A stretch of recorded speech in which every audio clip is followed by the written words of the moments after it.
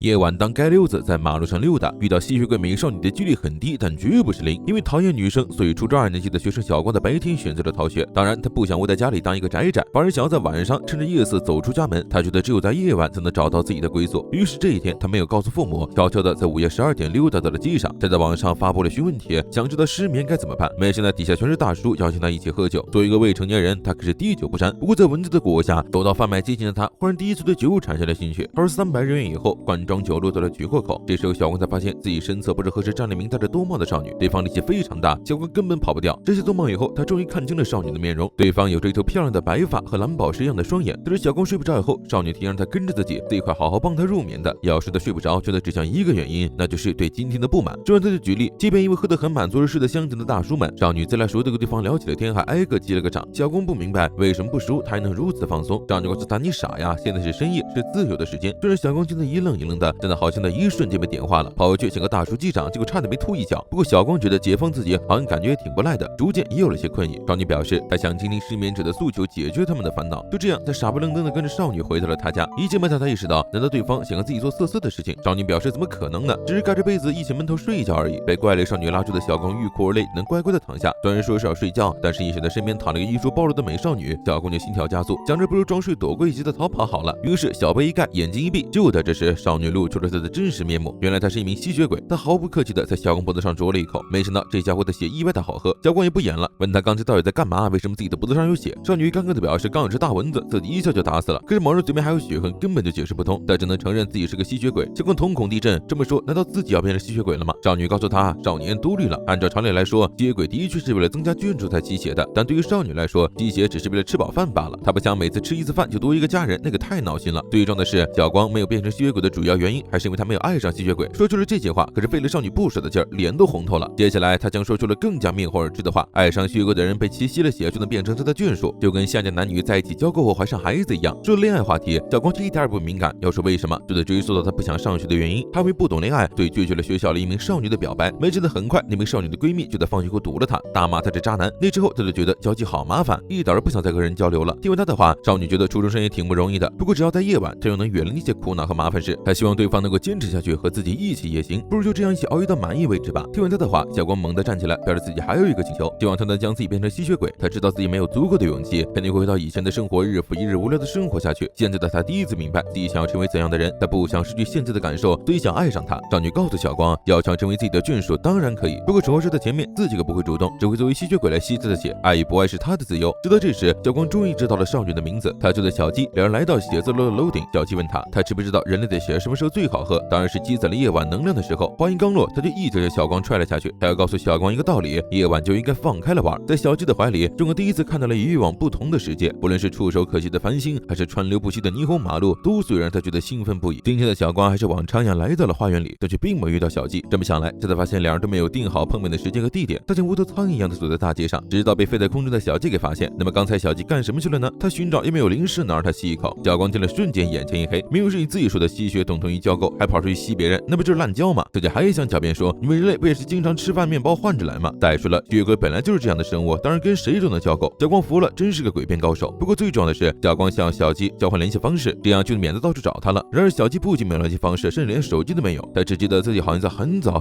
以前有那么一部。回家翻箱倒柜后，他终于找到了那部所谓的手机。小光活了14年都没见过的大哥大，这大哥大跟那个铁坨似的，小鸡更不愿意带出门了，说完他就躺平了，找过小光到自己身边来准备进食。没想到小光还吃起了醋，辩证的表示要吸去找别人了，反正自己现在被吸了也没有办法变成吸血鬼。小鸡见对方跟小媳妇似的，只能坦白，其实他刚才一直都在找小光，因为不好意思所以才那样讲的。况且哪有那么容易找到比他还要好喝的人？小光就听不得这奉承话，直接老实的将衣服给扒了下来。吃饱喝足后，小鸡便睡着了。小光虽然松了一口气，至少他知道对方和自己都抱有同样的想法，没有什么别的原因，只是想要见到这个人。这一晚他睡得很好，结果到了第二天，他又陷入了四处寻找小鸡的困境。不过这次他有备而来，他掏出了自己小时候买的手表型对讲机，没想到小鸡竟然一切都上钩了，觉得这个手表真的是酷毙了。不过话又说回来，兑换秀手表不都是有朋友才会用的吗？就小光这看上去孤立全世界的模样，怎么会有这样的手表呢？小光抹了把泪，说起了从前，在9岁时候看中了超市里的对话型手表，觉得太酷了，便花钱买了下来，思考自己该怎样见到他最大的乐趣。于是他想到了一个好主意，那就是把其中一个藏起来，等一个有缘人发现，这样就能和对方交流。但是过了好一会儿，对讲机也没响，等他回去看的时候，发现手表已经不见了。但是也不知道那个时候脑子打几的自己是怎么想的，没有选择呼叫，反而在等待对方联系自己。就这样尘封进了抽屉里。不过今天他得以重见天日，打算给小纪一个，他们俩一起 play 一下。没想到这回挺会玩的，因为手表距离只有150米，所以得到回应，那就证明对方就在附近。他们俩借着手表模拟一场侦察兵游戏，小光觉得还挺有趣的感觉，他们就像刚交往的情侣一样，真想让自己快点喜欢上小纪。殊不知自己的自言自语全都被小白那头的小纪听到了。之后小纪带着小光在城市低空飞行，尽情享受着只有夜晚才能体会到的独特的感觉。这是小光第一次在晚上来到学校，夜晚会改变眼前的一切印象，包括小光所讨厌的学校。今天雪的味道非常美味，感觉就像是在学校进行不纯洁的异性交往一般。小光头脑风暴了一番之后，忽然意识到，虽然小纪总说着黄段子，但每次谈到恋爱话题都会面红耳赤。于是他决定戏弄一下对方，直呼其名叫了他一声小纪，就对方的脸不负众望的全红了。他想和小纪形成朋友做起。这一晚属实充实，临到服务小时，小光才往家里走。他忽然想起那个悲伤对讲机，也不知道最后怎么样了。他抱抱希望地挽起袖子，竟然从沉寂多年的手表中听到了声音，只是身后出现了一名少女，她的手上正戴这只手表。这个人小光也认识，是他以前最好的朋友小明，但他已经很久没有见到过对方了。对在这些小纪问自己有没有朋友的时候，他觉得将好久没见的人称为朋友很对不起对方，对，干脆直接说没有朋友。既然当初的自己也购买了悲伤对讲机，那就证明那时候的自己是想要朋友的，而对讲机也确实将这位曾经的朋友带到了他面前。虽然最开始他并没有想到对讲机会出现在小明这里，小明见他一脸疑惑，就表示这个手表不是他给自己的吗？6年级的时候，小光突然开始变得开朗很多，朋友也变多了，所以小明找不到机会和他对话，就一直等小光呼叫自己，可完全没动静。他以为是小光忘了，就没有放在心上。直到小光没有去学校，他就想着呼叫一下，询问他最近过得好不好。没想到附近传来了声音，毕竟当初是小光的手表放在了自己的信箱上。作为朋友的小明看他挺精神的，便也放心了。小光好想解释这完全是一个误会，却找不到机会开口。小光打从以前开始是个阴郁的孩子，老是喜欢坐在公园的花坛边，别的孩子都一起玩躲避球，他一个人躲在树边看蚂蚁般虫子的尸体。小明就想和他凑一块，似乎就是只是这样待着就已经很满足了。回到这儿的时候，小光总算明白了自己是有朋友的，虽然很对不起对方，不过现在凌晨4点，小明怎么穿着校服呢？小明告诉他，因为他每天都喜欢散步，他去上学。小明便跟他约好明天早上的4点也在这里碰头。和小明道别以后，小光便急匆匆的到了小纪家楼下，通过手表告诉他自己真的有一个朋友，结果对方却嫌弃的朋友太少了。和小明约好之后的几天，小光总是很早离开了小纪家，被小纪调侃成拔掉无情的渣男。小光只想感觉他不要再自我介绍了。接着呆子跑到了公园和小明见面，不过两人也没有说话，就这么静静的坐着，偶尔扯上几句。在他的印象中，小明以前明明挺开朗的，不过两人坐在一起他也没嫌无聊，于是小光就在想他不会是喜欢自己吧。就在这时，他看到了不远处藏起来的小纪，会有种被人捉奸在床的感觉。小纪表示，你小子居然躲在这幽会，挺能干的嘛。说完又向小明介绍自己和小光之间是肉体关系。听到他们俩互称对方的名字以后，小明悟了，你们俩怕不是恋爱关系？小纪最不会对付的就是小年轻了，什么事都往辣我上面扯。为了证明他们俩真是纯肉体关系，他当着小明的面吸了小光的血。之后3人便来到了清吧里，小明刨根问底，想知道小光为什么不去学校。小纪觉得无所谓，不想去就不去了呗，上学屁用没有。眼看两人要拌嘴，小光便告诉了小明，自己在学校其实表现挺好的，但忽然有一天就觉得一切变得好麻烦，毫无意义。他不知道该怎样去面对这样的感情，所以就没有去学校。小明也觉得每天在学校里在家待着没意思，但最后还是要去。渐渐的快分不清朋友是什么了，能再次见到他很高兴，所以他希望小光能和自己一起去上学，有他在自己会比较开心。一直没说话的小纪此时就有些不高兴了，就留下了一句，这么久了你不也没主动联系过小光吗？便离开了。小光最后还是选择跟上小纪的步伐，他其实不太明白小纪生气的点在哪里，结果跟一半跟丢了。不过他依然没有放弃，继续行走在夜色的街道之中，直到天都亮了，他一下把磕到地板上，他终于停止了追寻。小纪这时候就用手表联系到了他，小光坦白的表示自己没有和别人吵过架，所以想知道他生气的原因，让他们俩再和好。说这话的时候，小纪已经坐在扶手上笑着看着他了。他说自己其实没有真的生气，只是有点不爽。他很在意小光为什么没有答应小明一起读书的原因。小光表示，因为他没法去上学，也不知道怎么向人类朋友说明他想当吸血鬼的事儿。就这时候，小纪就没有生气了。他看到小光嘴角磕破的血，便借此机会舔了一把。接着，小光刚才提到了人类朋友，也就是说他是拿自己当吸血鬼朋友的。可是小光好想告诉小纪，朋友之间可是不会亲嘴的呀喂。对于小明来说，日常的生活总是没有色彩的，没有什么东西能提起他的兴趣，所以他早就厌烦了这样的日子。和他不同的是，小光那个生活那可谓是相当丰富。接吻吻的第2天，小光正在花园里找到老是坐在椅子上的小纪。今天小光反而闹了别扭，不知道该用什么表情面对他才好。在逃跑的路上，他又目击到了别人亲嘴，亲嘴可是情侣之间才会做的事。小纪在亲吻自己的时候，自己的心跳个不停，是不是意味着自己已经喜欢上吸血鬼了？那就是说自己已经变成吸血鬼了。小光高兴坏了，被小纪逮到以后，直接掀开腹表示让他放马过来大口吸。小纪就觉得小光今天怪怪的，是不是脑瓜子磕着了？小光自信朝他表示他已经完成了最难的任务，马上就要变成吸血鬼了。小光兴奋地走到小纪面前，打算跟过去的一切告个别。然而洗完血之后什么都没有发生。小纪算是明白了，这结果就以为他们俩亲了一下，就以为他们喜欢上了，那其实仅仅是性欲罢了。小光欲哭无泪，那可是自己的第一次，在小纪这样的渣女肯定早就跟别人亲过的。让他意外的是，小纪居然也是第一次。不过这句话完全不懂，以为朋友之间也可以亲亲。小明眼睛一闭一睁，醒了一看还没12点。最近他睡眠都很浅，但不如借此机会去溜达一圈，正好遇到了小光。小光震惊了，这家伙怎么起得越来越早了？小明也猜到小光应该是要见小纪了。小光光想，反正待会儿都要去学校，不如一起去找小鸡玩耍。于是小明便跟着一起来到了小鸡的家里，还听说了相当不得了的消息。只要是小光想的话，小鸡随时都可以和他亲亲，他只能作为朋友苦口相劝。不管他和谁交往，自己都会支持，但和这种放荡的妖怪交往可千万不行。小光插卡玩了一次 Gal Game， 结果发现自己现在在游戏里也不想和女生有太大的联系。在说到里面女主角设定的时候，小鸡发现原来这小子喜欢欧派大的，一旁的小明倒是放心了。好在小光的夜生活挺健全的，刚这么想完，小鸡就让他俩人陪自己睡觉。今晚的床铺格外的拥挤，小明实在是待不下去了，但没奈何，外面在下雨，他们也没伞，小明只能被迫再次看到自己的好朋友被吸血鬼榨干。机会难得，小光对自己想成为吸血鬼的事告诉了自己最好的朋友，然而对方只是轻飘飘的一句恭喜你找到了梦想。小光顺便解释了一下自己为什么没有成为吸血鬼，必须要在被小鸡喜欢的情况下吸血才能变成吸血鬼，对是在拼命的喜欢上对方。此时的小鸡已经害羞到一只像烤熟的虾子一样了。小明似懂非懂的再次跟他们一起躺在床铺上，小光很开心，作为朋友的他能看到自己的夜生活，还陪他们一起玩，也没有因为自己想成为吸血鬼就嫌弃自己。小明表示那可是你的梦想，况且就算你成为了吸血鬼，我们依然是朋友。不过他还是希望小光能够去读书学习，总不能落下吧。小明本来以为自己没多困，等雨停了就立刻离开，结果没想到一觉睡到了8点多。小鸡看出了小明睡了个好觉，人只要满足了就会睡得很香。小明也说不上来自己到底满不满足，不过睡得倒是的确挺香。小鸡今天一觉醒来才刚刚傍晚，于是他决定打电动来熬过这段时间。结果排位一输就想砸手柄，说起来小鸡忽然想起来自己的快递应该要到了，结果一看快递小哥已经家里没人，把快递给送回了。小鸡这样磨蹭到了晚上8点，寻思不如洗个衣服打扫个卫生算了，结果最后还是摆烂的往沙发上一坐，不行，怎么能浪费大好的夜晚时光呢？小鸡走出了家门，结果发现一个个都黑这个脸，夜晚不应该高兴才对吗？撸完猫以后，小鸡来到了澡堂，美美洗了个热水澡。他坐在镜子前发呆，忽然觉得吸血鬼照不出人这个设定实在是太不方便了，有时候他想看自己的脸都看不到。这时候手表响了，也意味着小光来找自己了。小鸡立即换衣服冲了出去。小光看对方披着头发的样子，总觉得有点陌生。小鸡告诉他自己刚泡澡了，小光便兴奋地表示自己也想泡，于是两人再次回到了刚才的大澡堂子。泡澡本应该是让人放松的行为，但小光总觉得自己泡了以后反倒更加冷静不下来了。看着小鸡，他总会想一些很没有礼貌的事，明明和平时没什么区别，只是发型不一样了而已，但却总觉得自己有点心动。难道是泡澡泡上头了？他想着借此机会让小鸡吸一口血，看自己到底是不是喜欢上他了。当然被吸血了以后，也能平复激动的心情，让脑子冷静下来。但今天好像和往常的确不一样，这一次被吸血的时候，伴随着痛苦和快感，小光眼泪都出来了，还真是和交狗一模一样。小光觉得自己的状态实在是太怪了，正好他都看到了不远处的招牌上写着可以休息，便提议去里面躺一下。进去以后，小光才发现怎么是 Love House， 小鸡还以为小光这家伙只知道才带自己进来的。不过他告诉了小光一件事，吸血鬼在吸血的时候能根据味道来大致推断出对方在想什么，所以小光一直在用色色的眼神看着自己。不过他大概是会错意了。小光告诉他自己真的不想这样，因为自己拿他当朋友，用这样的眼神看朋友，就感觉自己特别不纯洁。他不太想让小鸡知道，小鸡这个大聪明已经悟了，通过动摇小光的感情，能够品尝到血液不同的味道，所以他希望小光今后也能让自己品尝到更多的感情，因为这份契约本就是建立在美味的血液之上的，不管是什么感情，希望他能为自己去感受属于他的一切，这样的感觉很奇妙。忽然有人告诉自己要将自己的所有感情都体验一遍，他想要是这些感情最终汇聚而成就是恋爱之情该有多好。不过让小光比较在意的是，小鸡总说自己的血比别人的好喝，那就证明他吸过别人的血，那么他今为止又吸过多少人呢？此时的他心情有些复杂，想问又不敢问，结果没想到神经大条的小鸡直接指着天桥下的大叔表示自己以前吸过他的血。看小光一脸便秘的样子，小鸡调侃道：“我懂了，你就是那种不想听之前男人事的那种是吧？”他知道小光这是嫉妒了，便告诉他之前也吸女人的血，不过现在只依他一个人的了，在他来之前自己都是做陪睡店的。小光寻思你这穿护士服不就是搞色色的吗？小鸡表示自己是正式服装好不好，说还将价目表拿给了小光看。不过对于小光他有特别优惠，不会收费。小光顺势点了个按摩套餐，小鸡的按摩手法的确还不错，不过小光更在意的是我光无限的护士服。按摩之余，小鸡和小光吐槽，在这个时代不学点手艺还真活不下去，所以他就学了按摩。当然店里面最受欢迎的也是按摩套餐。小光心想肯定是有人抱着非分之想才选择这个套餐吧。如此想来，他忽然觉得自己的嫉妒心真的是好强。不过更多的还是想了解一下关于小鸡的事。之后小鸡为他介绍了各个穴位的作用，尤其是微脖枕上的安眠穴，每一次被他吸血之后都睡得很好，大概就是因为这个穴位的原因。这时候门铃被人按响了，平时个没人来，小鸡觉得指不定对方是弄错了。小光心跳个不停，总感觉好像两人准备干坏事，结果父母忽然回来了一样。小鸡看了一眼，没想到是之前来过的客人。那名客人好巧不巧也喜欢按摩套餐，但此时小鸡已经累了，他不让小光去帮他接客。他觉得小光触摸对方的身体应该能让小光兴奋，没想到这孩子还是个三好青年，郑重拒绝这个提议。对于毫无防备的客人有非分之想，你这个店迟早倒闭。小鸡多少有点不服气，你还指得上我来了？这几个月跟你一起玩耍，我分币没赚，就连 Love House 的钱都是我掏的。小鸡表明每次帮忙按摩都会给小光费用的一半，还会给他一个亲亲作为奖励。这名客人名叫白河，24岁，2年前就职于出版社，是一名标准的 OL， 每天下班都已经是深夜。他非常讨厌公司的饭局，就算不回去，他宁愿在公司里加班。疲惫的白河伸了个懒腰，忽然想起了小鸡的按摩店，他是在花园里有人遇上对方的，被对方按摩过后就一直念念不忘。一想到待会儿参加酒局，他想着不如来好好放松一下。只是没想到今天接待自己的竟然是个小伙子，不过看样子这小伙子还挺干劲满满的，不过不知道为什么给人一种不靠谱的感觉。小光为什么忽然妥协，绝不是因为小季的亲亲，当然这话是他自己说的。他说自己是为了拿到的2000日元的报酬，免得之后什么支出都由小季来出。过了一会儿，白鹤忽然询问了小光的年龄，得知对方是个10岁的初中生时，他感到非常的不可思议。要知道自己初中的时候都没有出来打过工，他想知道小光打工的原因是什么，他总觉得背后是不是有什么隐情。小光想了想，告诉他自己想要钱，还有想做的事儿，因为旷课没去上学，所以体力无处释放，睡不着觉，便第一次大半夜出了门，也不知道怎么的，接到还是那个熟悉的街道，却只是因为晚上就莫名其妙的他兴奋的不得了。他想一直感受这份心情，想要去享受夜晚。这句话让一直有些迷人的白鹤眼中有了光，夜晚多好啊！这位车流量也不多，就算住的马路正中间也没什么问题了，让人感觉特别自由，还可以大声歌唱。10年前，白鹤也是这么想的。第一次半夜出门，他在便利店买了个肉包，买了瓶茶，就仿佛获得了只属于自己的空间。两个人就这样一边按摩一边聊天。白鹤挺喜欢自己的工作的，但工作靠一个人是做不来的，有同事上司，还有时刻保持微笑，有些时候还得陪笑，所以他都快忘了自己早就已经受过公司个饭局了。这时候白鹤的上司打来电话，他失魂落魄的站起来，表示平常他总是在这个点叫自己回去，看到他这样，小光想就这么让他离开真的好吗？就在白鹤小姐的身上看到了自己的影子。今天无论如何也得让白鹤小姐在这里睡一下，毕竟按摩还没结束呢，今天他非得跟自己熬夜才行。说完这就叫了一声小季，因为大门被堵，小季只能另辟蹊径从墙壁里钻出来。他告诉小季，今天怎么着都不能让白鹤小姐去公司。小季表示了解，就是一把就将白鹤的窗户扔了出去。白鹤瞬间就慌了，难道自己就这样被摔死了吗？这时候小光跳了出来，一把握住的手告诉他不会死的，毕竟咱们有小季嘛。小光为刚才如此粗暴感到抱歉，他不希望白鹤小姐去公司，因为她哭了。如果有什么事让你讨厌的哭出来，那就别去做了。白鹤告诉他，大人和小孩是不同的，就他碰到了讨厌到哭的事，也必须要忍着去做。小光告诉白鹤自己想当吸血鬼，跟他所说的一样，自己是个孩子，对公司和社会一无所知，抱着天真的想法，或者很不正经。但到了这个点，还让他过去的上司更好不到哪儿去。你知道现在可是凌晨2点啊，既然都不正经，那不如选择开心一点。当然，吸血鬼不正经也没关系，毕竟他不是人类。听完这话的白鹤小姐忍不住大笑了起来。小光的话仿佛就在说，因为自己想要在网上鬼混，所以想成为吸血鬼，很不正经，很奇葩。可这又如何？夜晚可是能站在马路中间，这怎么可能不继续下去？白鹤跟着他一起走到了马路中央。这样的事本身是没有意义的，但是却让人感到非常的有意思。不过白鹤还是得回到公司去，毕竟是工作嘛。好在因为他们的原因，自己好受多了。他希望小光能够完成自己的愿望，成为吸血鬼，那样真的很令人羡慕。小光并现在许下承诺，如果自己当上了吸血鬼，就由他来将白鹤变成吸血鬼。要是发生了什么，大不了就不当人类了。抱着这样的想法，心里应该也会轻松许多。每天晚上都干些同样的事，小季也有些烦了。当然，作为年轻人，小光好好想想，还有什么事是晚上能干的。小光想了想，把 KTV 电影说了个遍。最后，小季最感兴趣的居然是夜间游泳池，他立刻冲回房间，准备换身超他妈有型的衣服去好好玩一把。两人来到夜间泳池以后，发现果然是成年人的世界，也让小光这枚中生体会到了何为大人的世界。和学校的游泳课不同，这里到处都充满着朦胧的荷尔蒙，也不知道小季会穿怎样的泳衣。不过他平时里面穿的也跟泳衣没什么区别了。小季走过来后，将自己的泳装展示给小光看，便动身拿酒喝。此时的小光头脑风暴，明明比平时露出度要低，怎么感觉还怪涩涩的呢？这时小光忽然听到一旁两个老色逼在议论小季的事，他这才反应过来，对普通人来说，吸血鬼的颜值的确很高，但听到别人夸小季，他还是觉得心里怪怪的。再加上此时的小季已经被两个老色逼缠上搭讪了，小季似乎是为了故意气小光，便和这两个轻浮男聊了起来。小光心情更复杂了，直接走上前一把拉着小季离开了。回去的路上也相当低沉，他告诉小季，夜间泳池只是人很多，根本没啥好玩的。看到别人那么亲，就想跟他交朋友，他会觉得很抵触。小季竟然没告诉他，我们果然还是去泳池玩一下吧。说完就抱着他起飞，和他一起坠入了学校的泳池里。正好趁的机会，小季也饱餐了一顿。小光好想知道自己现在的心情到底该怎样去形容，或许问问小季能够知道也说不定。晚上当该溜走的时候，最害怕的就是遇到熟人了。小光此时就不巧遇到了认识他的人，不过好在这个人是白鹤小姐。白鹤小姐听到他的烦恼以后，告诉他，就算是大人也会这样，下机构都想绕着上司走。自从上次以后，他一直在很想向小光道谢。那晚聊过以后，自己轻松了不少，所以作为谢礼，他送给了小光一听可乐。小光觉得此时心情好奇妙，这是别人真心实意的道谢。虽然在学校里也经常带头做很多事得到别人的夸奖，但那终究就是虚伪的，自己只是为了帮助别人，而帮助白鹤小姐是出于任性又自私的想法。正这么想着，忽然下起了倾盆大雨。小光躲到桥梁下面，发现不远处站着一名正在被搭讪的女高中生。对方注意到小光的视线后，便走了过来。少女告诉他，自己每晚都会在这个地方等别人搭讪，不过自己也是会挑菜的，陪他们喝酒唱歌之后就能拿到钱。说完，他还拉开了领口，问小光想不想好好的看看。小光作为纯情处男，哪见过这一整场啊？看到他的反应，少女反而对他更有兴趣了，还顺走了他的可乐。小光跟他的一路，想让他把可乐还给自己，不知不觉就被对方引到了没人的小角落。这名少女可有来头，她知道小光的名字，一把抱住了他，准备咬下去。下一秒，小鸡就以100米冲刺的速度冲了过来，直接砍断了他的手。不过吸血鬼的再生能力是很强的，小光被这一幕吓坏了。但更恐怖的是两人的对话。在吸血鬼的族群中，如果有人和特定的人类混在一起，还没有将对方变成眷属的话，就必须将那位人类杀掉。小鸡为了保护小光和桔梗，大打出手，完全没有发现角落的小光被带走了。小光被他带到了一栋写字楼顶楼，在这里他见到了另外3名吸血鬼。没事的吸血鬼直接开门见山的表示，他要从他们之中选一个最喜欢的，而那个人会将他变成吸血鬼，这样才能饶他一命。因为他知道吸血鬼的存在以后可能会掌握其习性，这对于他们来说是极大的威胁。在着辫子的大姐姐就叫妮可，紧随其后的是小绿、初华以及本田。小光听完后还是果断选择了小纪，这让在场的吸血鬼们都感到非常震惊。他居然抛开了这么一些强手指爆表的，去选那个恋爱科学一定会一辈子挂科的小纪。他们觉得这小光太紧张了，反正最后肯定是从他们之中选一个。这晚几个人开始一场无声的竞争，都是投了利用战术拉近小光的关系。然而小光不管绕多大圈，到最后还是会说到小纪身上。他不明白小纪那么好看的人为什么人气会差呢？众人现在解释，单论相貌，小纪确实算得上不错，但他并不像受欢迎。吸血鬼为了让人类爱上自己，高效的增加眷属，一举一动都很招人喜欢，这就是进化的结果。他们选择了受欢迎的生活方式，小纪却恰恰相反。当然，小纪最讨厌的还有他们总是会聊到恋爱的话题上，跟少女茶话会似的，小纪实在是应付不来。这边大力的桔梗告诉小纪，看到他无意让人类爱上自己，还和他混在一起，大家就无法对他放任不管。毕竟这样下去，麻烦的可不止小光。小纪只能告诉他眷属的话，姑且算是会有的吧。这边小光也坦诚表明了自己想成为吸血鬼的决心，他无论如何都要喜欢上小纪。好巧不巧，这时候小纪正好来了。好了，这下脸红完了，怕是有一阵子没法说话了。小纪起身就想叫小光离开，本田这时却走上来询问他，如此讨厌受眷属的他，为何会和人类的小孩一起共度夜晚？他们并不想和小纪大打出手，只需要他以恋爱的话题回答就行。没想到小光这时候开口表示，小纪说过自己的血很好喝，而自己和他相遇之后就产生了要当吸血鬼的想法，他们的关系就是建立在这样的契约之上。小丽告诉小光，他应该要明白，大家还没有完全信任小纪，说不定他并没有打算收眷属，只是在欺骗他和他们。小光告诉他们，小纪早就已经表明态度了，他说要喜欢上自己的话随他便。说完这句话，几人便也明白了，这是独属于小纪的遮羞方式，他可以不用特地的将我喜欢你说出口。几位吸血鬼姑且认同了他们的关系，不会忽然将小光拐来杀掉。小光也开心的表现，不管多少年，他都打算当吸血鬼。此话一出，却让在场的吸血鬼们全都愣住了，因为他说的话是不可能的。吸血鬼有1年时间的约束，如果从第一次被吸血那天起没能在1年内当上吸血鬼，就一辈子都当不上了，说明这个人没有资质。而小纪完全忘记了这件事，至此吸血鬼们也不断的纠缠两人，直接开始了夜晚的狂欢。小纪这时忽然想起了上次白和小纪的事，自己答应了小光的初吻还没有给到，于是便在众吸血鬼面前秀了一把。离开的路上，小光还是唏嘘不已，尽管他自己可差点没命了，不过他很庆幸他能在吸血鬼中获得最特别的小纪。第二天一早，小光便将成为眷属必要在1年之内的事告诉了小明。忽然多了个条件，这实在是太苛刻了。最重要的是，1年之内小光要是没能成为吸血鬼的话，可能会再次被天人盯上。所以作为好朋友的小明一定也想办法帮助小光喜欢上小纪的。在前往学校的路上，小明还在想，明明小光成绩那么好，脑瓜子也灵光，怎么偏偏在这事上缺根筋呢？他忽然想起了一个关键人物，也是小光假装好学生的原因。正这么想着，就遇到了睡在楼梯上的始作俑者阿珍。阿珍虽然是个好学生，但实际上也是个玩咖，最近都在通宵，因为他遇到一个喜欢的人，而对方只有晚上有空，所以他这几天都在通宵配合对方。听到这话，小明第一个想到的就是吸血鬼。阿珍没有继续这个话题，反而提到了小光。他们3人已经很久没有一起玩了，他可是一直拿不了当朋友的。这事小明还是第一次听说，毕竟这结果周围总是围着许多人，3人的记忆也没多少。不过阿珍倒是真的有担心小光，他希望小明能替自己向小光问好。他们3人的缘分依然是在老地方开始的。阿珍从从前开始就很受人欢迎，运动身体也很好，时常会叫2人一起去打棒球。不过上了初中以后，因为分在了不同的班，碰面的机会变少了。小光正在街上溜达时，好巧不巧遇到了桔梗。自从上次听说小光的血很好喝过后，他一看到小光就咽口水。不过今天他来，主要还是想问问他跟小纪之间的进展如何了。小光将自己的烦恼告诉了他，如果时间是1年的话，他不知道自己能不能做到，因为小纪不会帮自己，所以自己做出改变。他完全不知道该如何去喜欢上一个人，于是连爱是什么都不知道。桔梗可太吃这一套了，青春懵懂的初中生疑惑什么是恋爱，真是太让人受不了，太让人兴奋了。当然小光包在自己这个恋爱大师身上，男女想变得亲密，果然还是得靠约会才行。于是小光自信的邀请小纪约会，惨遭闭门羹。大师，这个剧本说好的不一样啊！不过已经走到这一步了，今天这会怎么着也得约。于是带小纪去了电影院，还专门选了恋爱喜剧，完全忘了小纪对这玩意上火。为了能够活命，小光只带他前往下一个约会地点咖啡馆。按照剧本，他们应该在这里讨论刚才那部电影的剧情，但小光此时提出来不跟找茬似的吗？小纪一下嗅出不对劲，肯定有人在背后推波助澜，并问他到底是谁。桔梗专门叮嘱个小光，千万不能说是他提的主意，因为小纪非常讨厌自己。结果他一看字条就知道是桔梗的字了，正面吐槽了一句上面的计划真无聊，便离开了。小光一回家就躺平了，如此约会就失败，打击不是一般的小，搞得他一晚上都没睡着。忽然发现窗外有黑影，打开门一看，发现竟然是小纪。这结果属于是打游戏饿了过来觅食，因为约会计划最后一条上面写了一起看夜景吃饭。其实说到底他也不知道约会是什么，如果干这些事就是约会的话，那他们平时不也在干吗？他只需要像2人像平时那样相处，自己就足够开心了。2人的关系似乎一瞬间亲近了不少。结果转头小光就找不到小纪了，在寻找着的路上，小光久违遇见了阿珍，但正在庆幸阿珍没有认出自己呢，对方就直接一个箭步冲过来抓住了他。他跟朋友们打了声招呼，这么小光来了个2人时光，毕竟是自己的朋友嘛。小光一直不明白到底怎样才能算朋友。小明和阿珍应该确实算他的朋友，但毕竟小明是女生，小时的他还有点不知道该怎么与其相处，而作为男孩子的阿珍就很好懂了。最主要的原因是阿珍真的很完美，成绩优秀，擅长运动，也不怕出头露面，这让老师都很信任他。他家还开了一家花店，肯定没有任何说他的坏话，因此能成为他的朋友超开心。2人正跟他哥俩好呢，小明不知何时出现在他身后，3人久违聚在一起聊起了最近发生的事。小明赶紧举报小光不上学跟着一个女的鬼混。阿珍笑了笑，问他和那个人待在一起很开心吗？看到小光说自己开心，他也就放心了。正好这时他约的人也到了，便和两人道了别。临走前，他告诉小光，因为他的话让自己鼓起了一些勇气，能被憧憬的人夸赞，对于小光来说是一件很开心的事。姐妹觉得他们俩太腻歪了，寻思反正小光就找小季，自己干脆回去再睡一觉算了。没想到小光的小季正走在路上，看到了擦肩而过的阿珍正牵着这的女伴，吐槽了一句：“初中生就有些太犯罪了吧？”这时候小光赶了过来，他一把就是小光的手，和他牵在一起。世界上最受欢迎的人是谁呢？桔梗告诉你答案，那当然是女子高中生。但是对应人类高质量男性实在太少了，一个还占有欲爆炸，桔梗瞬间觉得没意思了。下次遇到麻烦鬼直接杀掉好了。相对比起来，他觉得小光有意思多了。就像偶遇他，看到对方都像一个熊抱，结果被小季直接一膝盖顶飞出去。不过吸血鬼可是很抗打的，这种程度根本没事。等两人打累了，桔梗才解释自己真没打算对小光做什么，跳进他只是想捉弄他看看罢了。但小光总觉得至少自己肯定是有话想说，毕竟那时候找自己倾诉的时候不像是在开玩笑的样子。他想就那只吸血鬼是有烦恼的吧。一向爱逞强的桔梗这时忽然不是那么想逞强了，便约他一起去 KTV 唱歌。小季没看他们一起去，他们俩人便在包厢里畅聊。他们都是不把恋爱当做人生本质的人，也难怪小季会看上他。不过小光人真的很不会读气氛，明明自己一直在唱歌，也不跟着炒热气氛，还在那里埋头找歌。这就算了，大火的歌他一首没听过，一开口就是老江湖了。桔梗还没听过这么老的歌呢。不过第一次认真听完歌词以后，发现这个还挺不错的。他想小光多推荐几首这样的歌。结果这个时候，包厢的玻璃门忽然被拍响，外面有个像丧尸一样的男人让他们开门。没错，这人就是桔梗的追随者。这个人就是想让别人搭理他，所以超容易满足。桔梗只要跟他招呼一声，他就不会一直纠缠，他会藏在暗处偷偷观察。小光算是明白了，这大概就是桔梗烦恼的来源。问他打算怎么做，桔梗表示要解决的办法很简单，先麻烦杀了就好了。人类的规则对他来说可没有用。外面男人听到他因为自己吵起来了，便直接走了进来。小光这才发现这结果根本是没法沟通的样子。正因如此，桔梗才觉得麻烦，杀掉是最免除后患的办法。但小光的身体反应太过大了，反射弧直接一把将男人给推开。小光得赶紧跑，不然可就没命了。两人一路跑到小巷子里，对方一脸懵，询问小光到底是桔梗的什么人。小光倒是自己什么都不是，反倒了问他一句：“那你呢？”男人也愣了，自己到底算上什么呢？小光问他是不是喜欢桔梗，他可以大胆的将烦恼告诉自己，他察觉到男人的感情，说不定只是正常的恋爱感情罢了。男人便讲起了这个桔梗的初遇。那天喝醉了酒，他连走路都平地摔，不小心眼镜给摔了出去。回过神时，桔梗出现在了眼前，对捡起眼镜的感谢，他请了桔梗喝咖啡，和他畅聊了关于恋爱的话题。现在想来，对方肯定是看自己可怜才帮忙的，但他觉得无所谓。就算桔梗暧昧的态度捉弄自己，他也觉得很开心。但现在他变了，自己既不是他的男朋友，也不是最好的朋友，排第几都无所谓，只要能见面就好。但没见面的时间让他想见见，觉得越来越漫长，就在意他在做什么和谁见面，脑子里的想法越来越多，就不停地给对方发消息。一旦冷静下来，他就会反应过来，自己只是陷入了消极情绪罢了。小光告诉他，桔梗的确说了坏话，但并不是针对他个人，如他所说，那些都是消极想法。但他经过细微对话，察觉到对方不可能喜欢自己。这时候，桔梗找到男人，但两人坦白了自己吸血鬼的身份，表明现在搭话只是想要受眷属罢了。见小光真的不打算让他直接冲上去准备动手，这时小鸡再次赶来拦下了他。太天真了，他不会以为自己会给他和小光独处的机会吧？这时他有个问题要问桔梗，为何这次偏偏想下毒手呢？对于他来说，眼镜小哥又会是个怎么样的人呢？这时候小哥竟然开口阻止了他们。他知道错不在桔梗，错在于自己喜欢上了他。这他忘了他们只是朋友而已，和字面的意思一样。桔梗和时不时和阿秋见面，就没打算把他收为眷属。他已经受够了不停寻找喜欢的人才就收为眷属了。他只是想找个人去倾诉，可又不知道该怎么跟朋友普通的交流，下意识的就会做出拉高好感度的行为，满脑子想着让对方喜欢上自己，真的很累。所以当阿秋产生恋爱的感情时，他只能提出和对方绝交。小光却说桔梗这些话明显比对方麻烦的多吧，做朋友很开心，不想破坏这份感情就想杀人，所以他们俩根本就是半斤八两，还不如作为朋友先聊着看呢。桔梗只能沉下去告诉对方，如他刚才所说，自己是吸血鬼，血鬼和人类的友谊是不被允许存在的，对他真的很对不起。明明是自己提出陪过对方见面的，但眼泪却止不住的流。他终于明白了，自己根本不想断绝这份朋友情谊，因为他跟阿秋相处的超级开心。阿秋告诉他自己也觉得开心，但自己却爱上了他。他们俩都做好失恋的准备了，但果然还是不行。他不想跟桔梗分开，所以他希望桔梗能把自己变成他的眷属，哪怕再也顾不上人类生活了也没关系。他很感谢桔梗替自己这个朋友着想，毕竟他是吸血鬼嘛，替人类想那么多干啥呢？一旁的小光有些感慨，吸血鬼和人类不就这样吗？说实话，他有点羡慕呢。小鸡看出这家伙有些羡慕，正好自己有点饿了，桔梗便兴奋地邀请他们一起去 KTV 庆祝自己有了一位新的眷属。小光发现这样的感觉还挺不错的，只不过他听歌的品味还是一如既往的老土。吸血鬼不是整天都游手好闲的，小绿就在女仆咖啡厅兼职，好死不死有个同事来不了了。他绞尽脑汁想了想，决定让小季来帮自己，毕竟他认识人当中只有他最不受欢迎。来得好不如来得巧，正好就在小光走过来，没想到小季穿女仆装那样才挺好看的，毕竟长相摆在那里。小季倒是当上了女仆，小光该怎么办呢？小绿在心里盘算着，上次这个臭小子说自己没戏，这次不得好好展示自己超可爱的一面，让他哑口无言。于是像欢迎客人一样，将小光迎进店里，一口一个主人甜的不行。小绿看了一眼一旁摆着的小鸡，告诉他好歹是有工资的，努力行不行？一天有钱赚。小鸡来了劲儿，一旁的吃瓜小光询问小绿是靠什么样的角色成为人气第一的。小绿表示不需要什么角色，靠这张脸就够了。结果实测的时候，小光非常震撼，这结果当女仆的时候相当攒劲儿嘛。负责扶持小光的是另一名叫友善的女仆，她一上来就向小光介绍了自己的喜好，平时不工作的时候，她也爱逛女仆咖啡店，和自己推的女仆聊天。小光忍不住夸赞真厉害，像动漫一样。听说小小光和小绿认识以后，他们告诉小光自己其实非常羡慕小绿，他真的很厉害，一来就成为了店里的第1名，在此之前一直是有杀第1。小光看了一眼小绿，觉得就那样吧，大概因为知道他是吸血鬼，所以觉得区别不大。下班结束后，小吉就猛干了一杯啤酒，相当爽。小绿邀请小吉和自己合照一张，发到 SNS 上，这样能够积攒人气。结果他刚哪个社交平台就收到了匿名消息，有人在店里偷拍，还传到了网上，并且偷拍的都是有杀小姐。小绿觉得是太怪了，明明自己人气第1，为什么不拍自己呢？既然拍的是有杀，那证明肯定是有杀的客人吧。他希望小光能够协助自己一起抓住偷拍犯。小光正在仔细的观察照片呢，当事人忽然走了进来，他告诉小光自己从小绿那听说了，他会多注意不被偷拍的。小光觉得这偷拍犯竟然敢拍别人换衣服的时候，肯定胆子相当大。从照片来看，偷拍地点就是在这个房间内，应该是从窗户那边拍过来的。打开窗户一看，外面确实有一个阳台。小吉表明自己在工作的时候也观察过，没有发现可疑的人。小光注意到一旁就是通往阳台的门，但门上锁了，根本没法直接过去，要从外面前往阳台，除了飞上去也没有其他办法了。这时候有沙正好拉开窗户，被两人吓了一跳。等有沙换完衣服以后，小光从窗外的角度拍了几张，发现角度能还原，但总觉跟偷拍照片有区别。小吉表示大概是缺少了主角吧。等他翻过去以后，小光随手拍了一张，发现丑的要死，但有时的每一张照片都非常漂亮，大概是因为他经常自拍吧。说完这话，小光突然头脑风暴了一下，他好像已经找到犯人是谁了。于是他中二的表示，如果自己的推理没有错，犯人肯定会顺利在现场打完后就把所有相关人员召集起来。在有沙进来前，小绿、小光两人躲进了柜子里。小吉在装到工作结束以后准备离开的样子。就在这时候，小光察觉到不妙，小绿和自己挤在一个储物柜里，两人贴得非常近。小光强装镇静地告诉他，犯人的目标是有沙小姐，那么肯定就会等他一个人的时候作案。而那些照片做真了，他在猜想，全都只有沙一个人。就算店内有接待的图，仔细看就会发现照片没有贴断其他的店员和客人，也就是说照片全是打烊后拍的。不知道为什么对方这么做，那就只能问他本人了。小光说完就冲了出去，刚好遇上了刚加了手机的有沙，因此这次偷拍案件的犯人就是有沙本人。小光之所以会发现，就是因为照片拍得太上镜了，每一张照片还专门凹了造型，用了自拍的 APP。最关键的一点就是没有拍到过胖子，所以他在想，大概是拍的时候故意不让拍进去。没想到好色心竟然成为了破案的关键，如果没有让男性凝视，这案子还真不好破。小光实在搞不明白有沙这么做的动机是什么。小绿表示他有点迟钝了，原因很简单，是因为自己来到这家店以后，他的人气变成了第2名，所以肯定不甘心，因此来营造一个不存在的偷拍者，主张自己依旧有人气，满足认可欲。小绿告诉他这是一种病，不过病就病吧，这有啥的？也不是说他特别奇怪，病得很异样，只是大部分人都会有的病，用奇怪的方式消解自己的被认可欲。这是连他自己也会这样。不如说在这里工作的人都是作为普通人想为他追捧而来打工的，客人也是为了追捧普通人才来光顾的，只是有沙走了一步才产生这样的扭曲，很正常。照片拍的也不错，人类基本都是患病的，而我们能做的就是和他们好好相处。偷拍风波结束以后，他们还是时常来女仆咖啡厅，因为小吉发现这里薪水不错，打算常来。这时有沙以客人的身份坐在了小光的身边，他之前说过了，自己的兴趣就在周末来到女仆咖啡店和自己的推聊天，而这的推自然是人气第1的小绿。现在对方说一句欢迎回家，大小姐就很满足了。接着有沙一直觉得自己挺有病的，为了拍张好的照片会反复拍很多次，总就能拍得更好看，甚至还创过从天亮拍到天黑的记录。他没有想到能够得到别人的认可，但把照片发给小绿看了以后得到了夸赞，所以他在想要不要和小光一起来拍一张。这张照片简直堪称大合照，4人都出现在画面之中，相当的圆满。经过一段时间的打工以后，小吉的家里家具得到了大升级，居然有床有灯，还有架子和衣柜了。等等，小光忽然意识到衣柜里都是些奇怪的衣服。小吉告诉他，当了女仆以后，他发现一件事，有钱真的是太爽了，所以为了赚更多的钱，就想着提高陪睡店的质量。他们要去街上拉客，去街上找看起来很累的人搭话。小光很快遇到了合适的人选，一个蹲在天桥上抽烟的年轻女人，对方居然真的同意了。小光提出的无厘头搭讪，跟他一起来到了咖啡厅。小光赶紧解释自己这么做是有原因的，结果没想到对方听到这话以后略显失望，毕竟最近他觉得挺寂寞的。小光只能红着脸告诉他自己在陪睡店拉客，但干的都是正经生意。这个没想到小姐姐竟然直接提出晚上10点到早上5点，雇主不能让未满18岁的人工作，否则就是犯罪。要是自己把那家店举报给有关部门，怕是只有关门大吉了。小光发现自己也招惹了一个不得了的家伙，不过小姐姐表示自己没有打算用劳动法制裁他们。不过关于陪睡的事，说他无能为力，因为他喜欢一个人睡。小光现在介绍了店铺内的按摩套餐，对方忽然来了兴趣。他因为工作总是到处走，所以最近脚浮肿得很厉害。小光对他的工作有些感兴趣，小姐姐便从兜里摸出了自己的名片。小姐姐名叫小英，经营着一家私人侦探事务所。小光一看到侦探就兴奋起来了，天真的表示果然会有密室杀人案件啥的嘛。小英寻思那些案件大概只有在柯南里解决吧，他调查的基本都是出轨和人际关系以及找人等等。正好小光今日在晚上当街溜子，特别询问对方有没有见过一个叫秋山照人的人。小光忽然觉得这人有点熟悉，一看照片这不阿秋嘛，但小光不能说，一说不就暴露吸血鬼的事了吗？于是他只能撒谎说他没见过，但人家到底是专业侦探，一眼就看出来他在撒谎。但他没有强迫小光必须要说什么，只让他有消息之后联系自己，便给了咖啡钱离开了这里。小光猜都知道自己带回来一个女人，还和别人喝了茶，小鸡肯定会气鼓鼓的，便用零钱买了几罐啤酒回来。小鸡一改臭脸，开心极了。再次跟阿光重拾缘分之后，三人组偶尔聚在一起。阿珍经常在约出来，想专门溜进学校里玩。平日里就能再久的校园，这个时候也变成了挥洒青春汗水的场所。毕竟现在世道不同了，他们仨也很少聚在一起，说不定以后没法见面了。所以他想像当年一样，3个人一起玩，创造些回忆。幸运的是，教学楼没有锁门，一进去，阿珍就提到了学校的7大怪谈，其中最有名的是厕所里的花子。不过花子一般在女厕里，阿珍似乎完全忘了他们3个个里有2个是男孩子，真的今天无论如何都要把其他会员再确认一遍，都会属于他们的青春。于是他提议让小明一个人进去进行召唤花子的仪式。说完这话，挨了一记重锤。不过很显然，花子是不存在的，但损友是有的。阿珍在模仿了花子的声音，吓了小明一跳后，成功的包上家包。说到音乐教室，就必须提到无人教室里的钢琴声。阿珍用相机拍下了好友的照片，他们将学院的7大快团就记录了下来。3个人好久没有像这样开怀大笑过了。他们平躺着仰望星空。阿珍这时候提起来，其实还有一个煞有介事的传说，他们学校大概10年前有一个老师失踪了，在当时成为了热门话题。阿珍在网上搜索一下，发现这个事件还没有解决。他听说那个老师时不时在晚上的教室里对说着专属他们学校的怪谈，但另外2位的反应都相当冷淡，他们觉得太假了。怪谈正是因为有些地方太真了，所以才让人觉得假。不过来都来了，他们决定去3年2班的教室确认一下。一开门就给了他们一个惊喜，教室中间正站着一个人影，不过对方并不是什么鬼魂，而是吸血鬼。他们已经忍耐很久了，在看到3个鲜美的晚餐以后，实在憋不住了，选择看上去就最可口的女孩子下手，这太恶心了。阿珍赶紧冲上去，准备将那个大叔拉开。大叔一直念叨着什么自己忍耐到最后啦，已经到了最后一天，现在却破戒了。得知的小光直接被吓到愣在原地，他不知道自己该怎么做，下意识用凳子砸上去。阿珍赶紧将那人拖到了远处。小光意识到那人是个吸血鬼，但总有些地方不对劲儿，毕竟他见过的吸血鬼长得都很俊俏清爽，这人也太邋遢了，而且看上去很痛苦。大叔让他们再赶紧逃走，否则自己就要保持不住理智了。这时走廊深处走来一个人，竟然是小英。他看向了趴在地上的吸血鬼，拉开了自己的脖颈，瞬间吸血鬼就像饿了10年的流浪汉一样扑上去。没事的小英淡然的等待对方吸食自己的血液。大叔本以为能饱餐一顿，结果一口咬下去就痛苦不已的倒在了地上。小英问站在不远处的3名初中生，他们是否知道吸血鬼呢？这回的大叔还在吐槽小英的血实在是太难喝了。小英告诉他自己在调查跟他有关的线索，当时就猜到了这种可能。他的话让自己确信了，他在成为吸血鬼的整整11年一次也没有进食过，因为他忍了10年了，所以今天到了极限，而他们好死不死出现在他面前。小光想不明白为什么他不吸血，有什么忍耐的必要吗？小英去调侃的问他，你说话不够脑子的吗？有谁没事想成为吸血鬼呀？吸血鬼这个生物相当残酷。他抱着大叔安慰他，这10年来没跟别人说过实话，实在是太可怜了。他无法原谅将自己欺骗那个女人，跟明明喜欢上对方的就是自己。他觉得自己太窝囊了，靠这个念想一直抵抗着吸血欲望活到了现在。所以现在小英让大叔以人类的姿态死去，说这交付了一个东西在大叔的手心，但让大叔好好回想起作为人类时期的自己，不要去逃避。就这样，大叔的痛苦之中化为了灰烬。小英告诉他们，10年前这所学校的失踪老师最终作为人类死去了，不过现在什么也不做，他也会在今天死去的。小英先前告诉过小光，自己负责寻找失踪案接到的委托，不少都和吸血鬼有关，所以他们就得学会对付吸血鬼的办法。小光打断他的自白，就是他为什么要杀死那个大叔。小英反问他，你难道想让他作为怪物一直活下去吗？你根本就对吸血鬼一无所知，所以我不打算让你实现那个无聊的梦想。你可能对自己的处境都明白，那之前遇到那些友善的吸血鬼又是什么呢？小光不禁陷入了沉思。虽然吸血鬼人类共存，但在他们的眼中，人类大概和蚂蚁一样，随随便便就能杀死。抱着这样的想法，再次见到小季，听到他想吸血到失去理智时，他下意识推开了对方。这的反应太不寻常了。小季想知道到底发生了什么。小光想知道小季会不会变成失去理性的吸血鬼。小季不想自己跟那种大叔混为一谈，他觉得这时候应该好好出去散步，顺便告诉小光，虽然不是很清楚，但貌似吸血鬼10年不吸血就会死。反过来说，就算不吸血也能活10年。有那种不愿意承认自己变成了吸血鬼，所以一直不吸血等死的家伙。现在的小光虽然没有打算放弃成为吸血鬼的梦想，但多少还是有点不安，因为那个侦探知道怎么杀死吸血鬼的方法。他不想小季因为自己被杀掉，他知道自己的2个朋友都被吓得不轻，也是第一次觉得吸血鬼很可怕。不过他已经想明白了，他希望小季能吸自己的血，一旦认知到恐惧，便能驾驭这一情感。这么想来，恐惧也没有那么糟糕。今天再去找小季的小光遇到了阿珍，阿珍给了喜欢的大姐姐送了一束花，告诉她自己这段时间都不会来了。而旁的小光则是紧盯着别人的波把不放，结果被发现了。阿珍一副怪人的姿态告诉他，得装得毫不在意的样子，福利就能尽收眼底，不会被发现。不过说实在的，他很想知道小光为什么想成为吸血鬼。难道那些他觉得开心的事儿，不当吸血鬼就实现不了吗？他不想小光变成那天和其他们吸血鬼一样的存在，因为他们是朋友，所以不想当冒险。小光觉得成为吸血鬼以后很自由，于是阿珍问他，难道你现在就不自由吗？提出这个问题以后，小光开始纠结了，自己是为了当吸血鬼才和小季在一起的，还是想和他在一起才成为吸血鬼的呢？阿珍质问他，难道真的成为吸血鬼，欺骗人类吸食他们的心血，还是选择不吸血，直到失去理性变成那副样子？他希望他好好想一想，成为吸血鬼到底意味着什么。小光觉得太疲惫了，一来到小季家就紧紧抱住了他，他希望小季能告诉自己现在到底在想什么。小季思索了一下，决定今天去小光家里待一会儿。一进房间，他就四处搜寻存货，居然连一本小红书都没找到。小光告诉他，那是因为一本都没有。这个点，小光的母亲去上班了，因为和父亲离婚了，所以父亲不住这里，他不必担心。这是新上初中后第一次房间里有女生来，并且这家伙一脸兴奋的在自己的床上滚来滚去，相当不安分。小季告诉他，就算自己不吸他的血，也知道他的烦恼，所以大部分人都会选择朋友而不是吸血鬼。小光告诉他自己想成为吸血鬼的理由，果然还是因为很喜欢晚上的夜晚很自由，就像另一个世界，连人也能变成另一个。但直到最近他才发现，夜晚并不只有开心的事，这样也不错，因为小季会认同自己所有的感情，可实际有损害时就是另一回事了。他不希望自己的朋友受到伤害，他觉得现在这样也挺好的，反正小季不打算主动收眷属。然而说完这句话的时候，小光发现小季的表情十分的落寞。小季告诉他，为何小光觉得夜晚很开心呢？那是因为自由，但更进一步说，是因为这一日常是非日常，他的日常是学习和白天，对其相对的夜晚让他觉得很刺激。但是这真的是如此吗？跟第一次出门的夜晚相比，现在的他有感觉到同等或者在那之上的刺激吗？现在他的这份开心的感觉已经逐渐日常化了。非日常这种东西不会持续很久，吸血鬼其实非常的无聊。很抱歉自己欺骗了他，因为小鸡已经当了几十年的吸血鬼了，日子非常无聊，每日只是浑浑噩噩的等待他流逝，只有在打游戏的时候才会稍微觉得有趣一点。小光便问他为什么只打算告诉自己开心的事情呢？小鸡坦白，大概是自己也想过那样的生活吧。说完这话，小鸡就想离开，张光头的拦下他，就有一个猛扑，直接将人扑倒在床上。小鸡抬起头，小光误以为对方想要亲自己，结果他只是在齿痕处舔了一下便离开了。混沌的小光找到了小樱，想跟他聊聊关于吸血鬼的事。在此之前，小光询问了他掌握了自己多少信息，没想到事无巨细，连自己喜欢欧派大的手机上存了小黄图删过后会觉得后悔这事都说了出来。说完，小樱才说那是骗他的，基本都是推理。这家伙真是真话假话掺着说。但小光还是想问他为什么他要否定自己想成为吸血鬼这件事。小樱只觉得说脑袋缺根筋的才会提这样的问题，当然是因为对于人类来说，吸血鬼是邪恶的存在。他认为人类让人类遭遇不幸，有时无可奈何。当如果招致不幸的是吸血鬼，这就很难受了。况且他不觉得小光成为吸血鬼后能控制自己的吸血欲望整整10年。再说像小光这种缺少恋爱这一感情本身的存在，又怎么可能会爱上吸血鬼呢？如果他无法成为吸血鬼，就会被吸血鬼杀掉，将他带入这个世界的七草剂也会有危险。他认为小光现在就做决定，是要作为人类活着，还是成为吸血鬼被他杀掉。小光问他自己如果不是人，也会被吸血鬼给杀掉吗？小樱只是一脸病娇的告诉他自己会把所有的吸血鬼都杀掉的。但小光还是依旧认为吸血鬼不像他说的那么邪恶，他们像自己一样有烦恼，对人类抱有尊敬的感情，和人类一样会烦恼的心灵。他无法认同小樱，觉得他们只会招来不幸的想法。小樱就劝不动他，干脆阻止他深夜闲逛，给警局打去了电话。为了不被警察抓到，小光真的赶紧往家跑，一路上非常懊悔。杀死吸血鬼的方法，小鸡说自己的血好喝，以及小樱的血为什么会被说难喝的原因，他一概不知。他甚至不知道对方对吸血鬼的了解程度到了哪一步。为了躲避警察的追捕，小光藏到了花园里。现在的他不知道该去哪里才好。要是去小鸡的家里，被小樱给尾随了，小鸡就会有危险。他不想给对方添麻烦，但他此时真的很想和小鸡聊聊天。不过找到他的人并不是小鸡，而是初华。他暂且收留了小光，将他带到了自己家。一开门，他的眷属们就一脸痴汉的扑了过来。为了得到他的夸奖，可谓是使出了浑身解数。一看到外来者，就嫉妒的恨不得给他手撕了。初华一声令下，将他们给叫走了。小光坐在房间里唯一的人沙发上思考人生。初华也的确算得上是迄今为止见过的吸血鬼中比较特殊那一类，但归根结底，自己对于吸血鬼的了解还是太少了。就在他思绪万千时，初华的声音从浴室里传了出来。小光一走过去，就看到对方竟然连门都没关，赤身裸体出现在门口。小光看到小鸟人都傻了，感情你是个男孩子。看他这么震惊，初华叹了口气，他以为小鸡早就告诉他了。而小姨这边则是来到了吸血鬼大本营，告诉了其他几个姐妹，小光应该不会当吸血鬼了。他希望大家放过小光，原谅他。听到这一话，妮可非常的愤怒，这可不是道个歉就能完事的。小鸡倒是无所谓，如果杀了自己就能了事的话，那就杀吧。妮可表明同类厮杀是很困难的，果然还是杀了小光比较轻松，这样一切都解决了。他说完这句话以后，小鸡恶狠狠地告诉他，如果他敢这样做，自己就敢把他给杀了。妮可这次真生气了，还质问小光，这也是你求人的态度吗？对于小光和他之前遇到的人到底有什么区别，他不想动手，希望小鸡老实回答。之后的小光这边，朱华听说他有一个能杀死吸血鬼的人类以后，便为了内心的详情。听完后，他告诉小光，其实吸血鬼的事也并不怎么了解，就像人与人之间一样，吸血鬼要做的事只有一件，那就是生存。他认为小鸡并不是在使坏才不告诉小光的。刚才他有提到难喝的血，为什么会有好喝很难喝的血，大家也不知道原因。转头忽然想起来，小鸡说小光的血很好喝，焕然了兴趣。眼看对方要扑过来，小光问了一个致命问题，他为什么要穿正装啊？虽然这话说这样能同时感受到男性和女性的欢迎，但小光却觉得这种情况不是喜欢才穿，这是被逼着穿的。一句话就刺中了初华的心，他不打算对小光使坏了。初华成为吸血鬼，说明他也爱过吸血鬼，他想知道对方有没有迷茫或者是恐惧过。话没说完呢，初华电话就响了。小绿将他们的现场情况发给了初华，看起来相当不妙。小光知道这肯定是小鸡为了保护自己才会发生的事。初华告诉小光，我之间没有明确的规矩，所以这之后他和小鸡该做的了断还是必须要做，而这个了断跟人类相比，往往对自己人更严格，所以小鸡被他威胁的多。因此他有一个提议，不如直接成为他的眷属好了。现在需要小鸡做出了断，能让他得志的方法就是让小光成为吸血鬼，因为他喜欢上小鸡的可能性实在是太低了。况且自己是男孩子，他知道这一点，内心毫不在乎。小光表示那是因为你长得太可爱了。这一记直球打得说话猝不及防。不过又说回来，正是因为他只有觉得同样男性的自己才能理解他的想法，只要是自己的话，就能让他成为吸血鬼。那么小光如何选择呢？男女之间的确有巨大的鸿沟，所以彼此之间无法做到真正的互相理解，这就是小光最初的想法。但现在他这个想法有些动摇了。他们询问初华，既然自己毫无恋爱迹象，那么对方后头他不是一样的吗？初华告诉他